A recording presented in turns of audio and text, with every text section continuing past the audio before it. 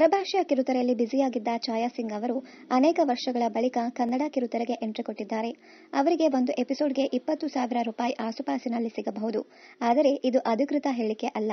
ಸಿನಿಮಾಗಳಲ್ಲಿ ಬ್ಯುಸಿಯಾಗಿದ್ದ ರಾಜೇಶ್ ನಟರಂಗ ಅವರು ಕೆಲ ವರ್ಷಗಳ ಬಳಿಕ ಕಿರುತೆರೆಗೆ ಕಂಬ್ಯಾಕ್ ಮಾಡಿದ್ದಾರೆ. ಈಗ ಅವರು ಅಮೃತಧಾರೆ ಧಾರಾವಾಹಿಗೆ ಒಂದು ಎಪಿಸೋಡ್ಗೆ 20,000 ರೂಪಾಯಿ ಆಸುಪಾಸಿನಲ್ಲಿ ಸಂಭಾವನೆ ಪಡೆಯಬಹುದು ಎನ್ನಲಾಗಿದೆ. ಆದರೆ ಇದು ಅಧಿಕೃತ ಮಾಹಿತಿ ಅಲ್ಲ.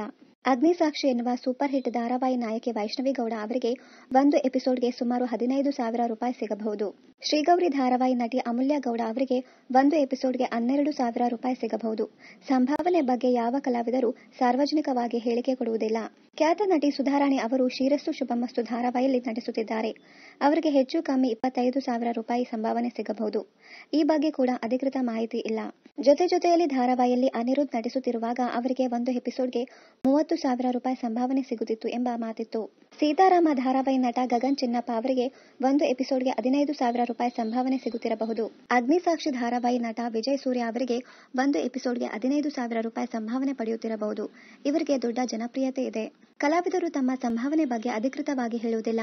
ವಾಹಿನಿ ಕೂಡ ಈ ಬಗ್ಗೆ ಮಾತನಾಡುವುದಿಲ್ಲ. ನಂಬರ್ 1 ಪುಟ್ಟಕ್ಕನ ಮಕ್ಕಳು ಧಾರಾವಾಹಿ ನಟಿ ಉಮಾಶ್ರೀ ಅವರಿಗೆ ಒಂದು ಎಪಿಸೋಡ್ಗೆ 35,000 ರೂಪಾಯಿ ಸಿಗುತ್ತಿದೆ ಎಂಬ ಮಾತಿದೆ. ಕನ್ನಡ ಕಿರುತೆರೆಯಲ್ಲಿ ಅತಿ ಹೆಚ್ಚು ಸಂಭಾವನೆ ಪಡೆಯುವ ಕಲಾವಿದೆ ಇವರೇ ಎಂಬ ಗಾಸಿಪ್ ಇದೆ.